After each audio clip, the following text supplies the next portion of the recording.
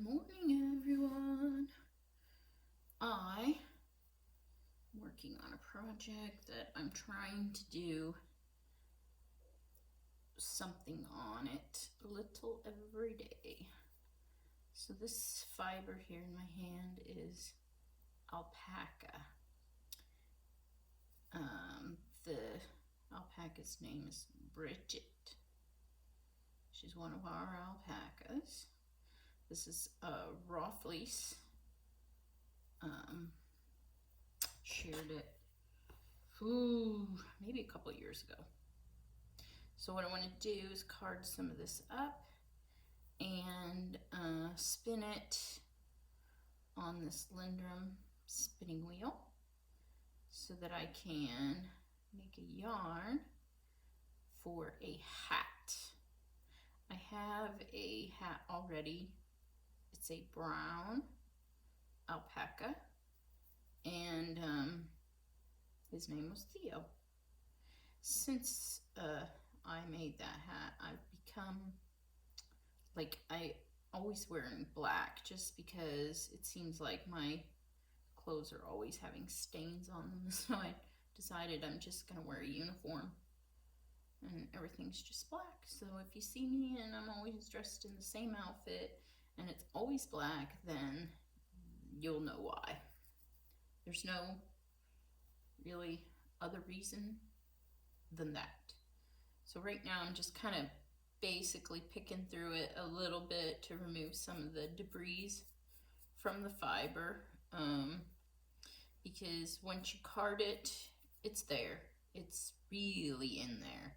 It makes it really hard to get out. I can pull a few pieces out once I've spun it in a single, but I like to have pretty clean fiber to start with. So I'll do a little more skirting than normal. So what I'm doing right now is called loading the cards. So I'm loading them. You don't want to overload them, or I guess you could say load too much on them, because it kind of just starts to wad up on your cards and not be as easy to create the row lag. So right now I'm just kind of starting at the bottom and gently pulling these fibers across the wires in there. And you see how the fiber is kind of continuously set across the card evenly. And so when I start at the bottom and I kind of intermesh those wires. Now some people say you should never intermesh the wires or touch the wires, but for some reason I find it much better when I do. So I just kind of go into, grab the fibers and pull. And I start at the bottom and I go into, and then I pull it out. So they're not meshing.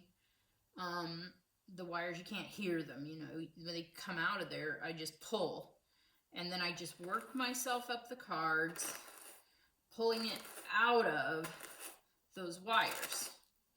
So you can kind of see, but really all I'm doing is going in and out like that, more so than dragging them across each other. That, not good. But you see, this has a nice even placement on the card, and the fibers, you can tell, are starting to line up. So you go in, you pick up some fiber, you come out, and then you pull it. You go in, out, pull. In, out, and pull. At least that's where I find I get the nicest, evenest row lag. So this will be my last time. I'm not seeing a whole lot of pieces of anything. So now I went in and I've pretty much pulled all the fiber from this card and I put it on that card. So now how do I get it out of being meshed in like that is we turn the card the opposite direction and we go, this is the toe of the carder, and this down here is called the heel. So I flip the card upside down and I take my toe and I press it up at the heel of my other. And I get in those wires and I pull it up, okay? Now I've pretty much got them all out of here. So now I'm going to go toe to heel again, and all these fibers are lifted out, and as you can kind of see, it's above the wires and not down in them. So then I place the card between my legs, and see how these are like little wispies up here, and down here you kind of have just a flat, even. So I turn these wispy parts down, and then I try to catch some of that bottom side in those wires a little bit and pull that out. And that way I have some longer fibers that will be able to roll around and make the row lag. I don't mind if the top's a little bit puffy anyway, because we're going to need that to get started spinning. So I can demonstrate this one more time. We're going to load the cards, and I try to get them down in the wires a little bit and pull. Load it and down in the wires a little bit and pull. Okay. So there's some big pieces in there.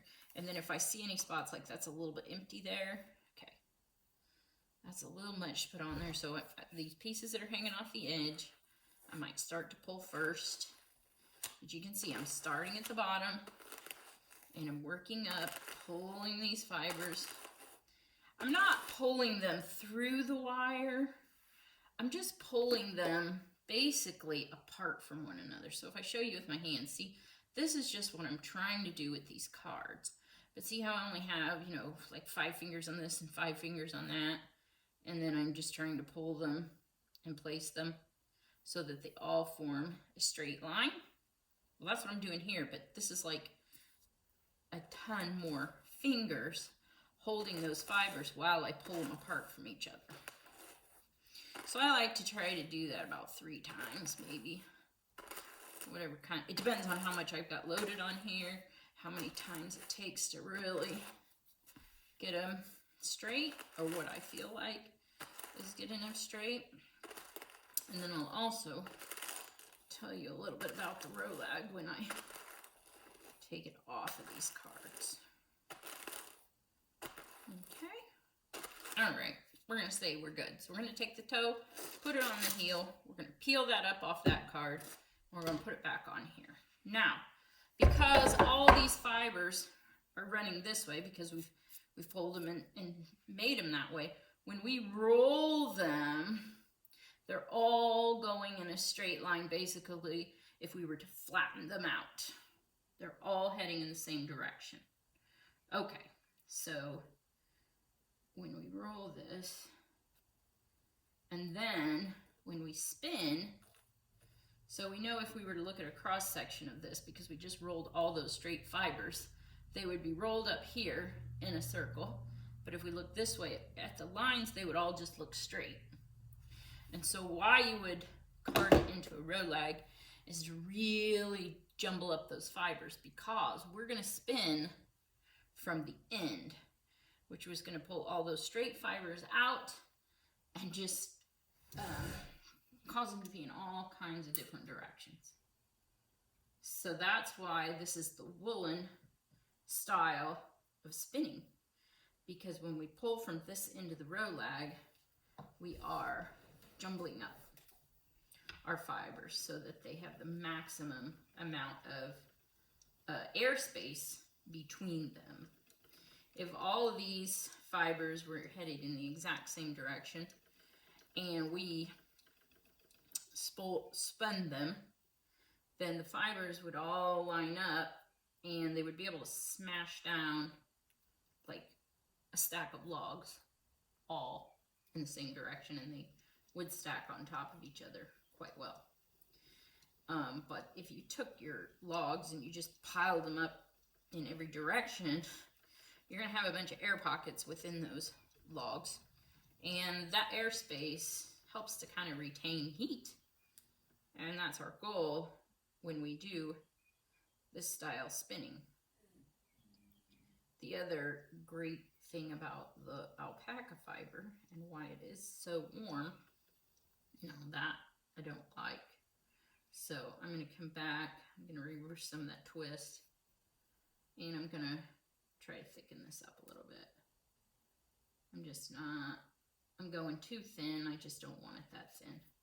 So that's what you do. You just pull that apart and then kind of make these out a little bit more, overlay, lap them, and just start spinning those fibers in again. And just try not to get so thin.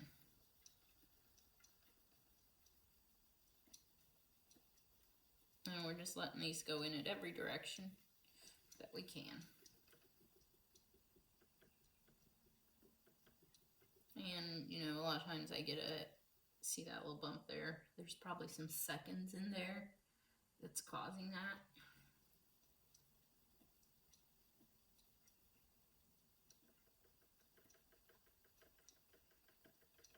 And so now we just take our Rolex and we spin them and put them on the wheel. These are the singles.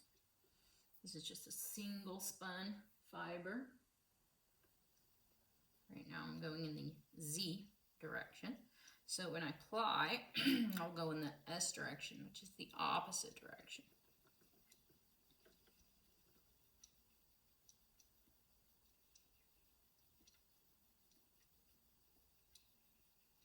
And if you just want to test to see like how thick your yarn is going to be, you just put it back on itself. You can see how it's going. So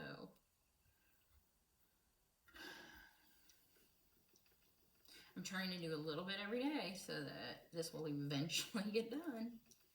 So I have 2 other Rolegs that I did on a different day. So I mean, I'm like, even if I just get 2 Rolegs spun a day, that's gonna add up. I will have a hat when this is all said and done.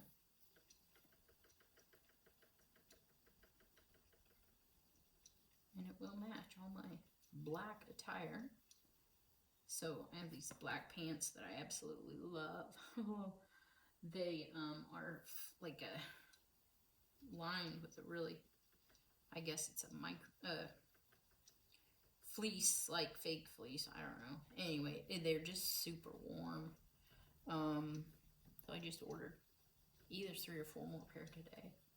So don't be alarmed when you see me wearing the same black pants over and over again. I have to go with function. And they are warm, and that's what I need.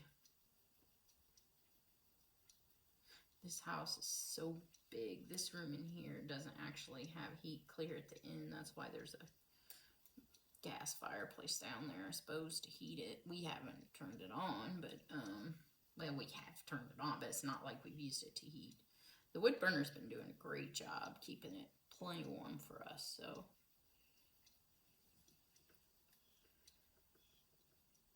We, getting low on wood because we just weren't prepared to heat with wood completely, basically, this year.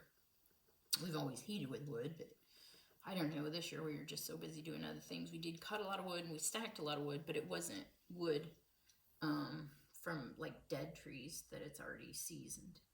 It's fresh wood, so you can't burn green wood very easily, so we're kind of saving on our wood for right now for the worst days, though. Thank goodness it's been in the 50s. Like most of February, and January was good too, so we didn't use nearly what we would if we got a really severely cold winter. So I'm so thankful for that. But next year we should be well prepared anyway, so if it is cold, I wouldn't mind. It's I wish I had more sun. The lighting isn't very good in here. Right now this doesn't seem too bad, I guess. But I would like more light, so I'll work on that. I want to start doing some more spinning videos, and I want to revisit all of I have taken the Master Spinners program at the Olds College years ago. It was a 6-year program it took me to get through, and I got the certificate, and just, I need to go over it all again because, you know, you forget a lot, and without revisiting it, I retained a lot, but so I'm on my next Roleg, and I just kind of overlap there and let it twist in, and here we go, moving right along. So I'm having fun. I'm enjoying learning how to use this video program and how I can splice things in and fade and cut parts of the video out. Okay, so I'm not going to get too wild about making the video portion because time, because of everything I do and that I have to get done. But I mean, if you guys want me to take the time to make these spinning videos for you, then I will try. The bees are going to be coming a lot of work real soon, and I know all my bee friends are going to want videos on the bees, so I'll do that a little bit here and there. But if I stop just every morning for half an hour and do a quick video of something to do with spinning, then I can certainly try. Don't be upset with getting bombarded with videos, though, of other things. The donkeys, the alpacas, the sheep. I'm sure you fiber people won't be upset with the sheep and the alpacas. But you can spin donkey fiber, too. Maybe I should brush them. But don't be upset with bee videos, or just have to go to the playlists that say my spinning, I suppose. So today I'm only going to get through 2 row lags, and then I will go check the animals and see how they're doing.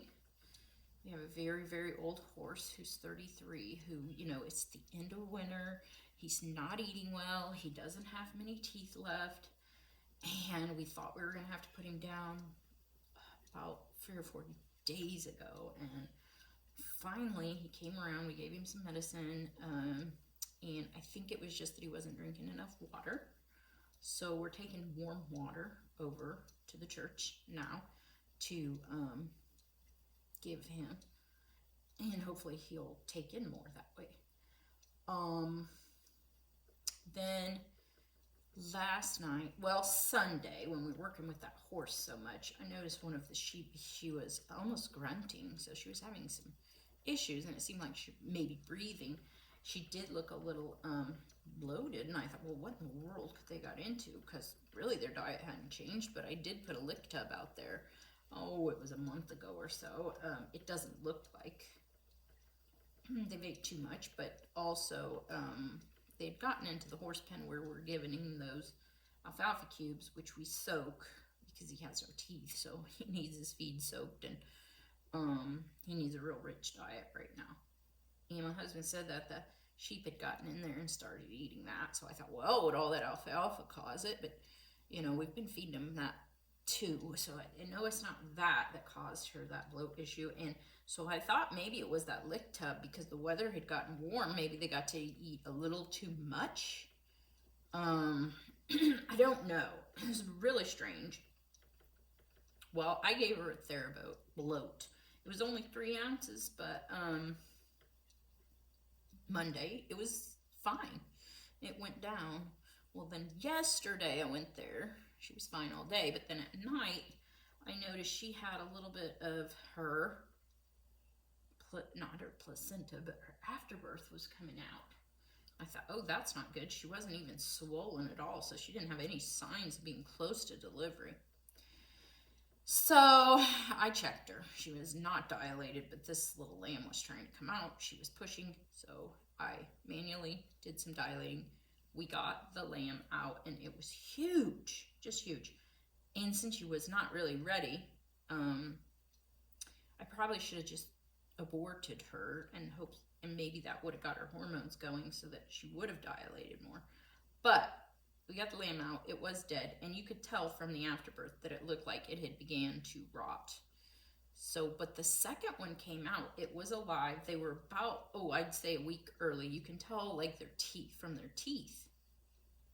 And it passed away shortly after. But so that was a fluke thing that happened yesterday. But something went wrong there on Sunday that she was having that issue. So I don't know if that big lamb, he had a little deformity in his bottom jaw. So maybe something was wrong with that one, and it passed away and then caused that bloat. I'm gonna sneeze. Phew. And phew, bless me. That's what causes the bloat. Maybe. I don't know. Anyway, the whole birth thing, she wasn't ready and it wasn't right. They were preemie, so we ended up losing the 2 ram lambs there. But so far, everything else is real good. The old horse is still going. He's eating again, thankfully.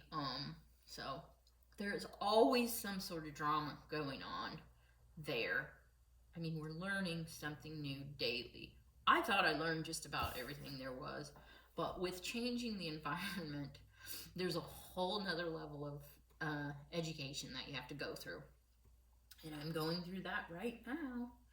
And the more animals, because it's more acreage for us, we can have some more animals, and with more animals comes more issues. But we're working through them. I feel like we got progress, so I'm going to keep going. I'm going to try to add these YouTubes, even though I probably don't have time, but I want information to get out there because people don't interact anymore in person. So if I have to get the information out to you through video, I suppose that's what I'll have to do. Thanks for watching. I greatly appreciate it. And please just comment and let me know that you enjoy watching so that I won't abandon these videos. Thanks.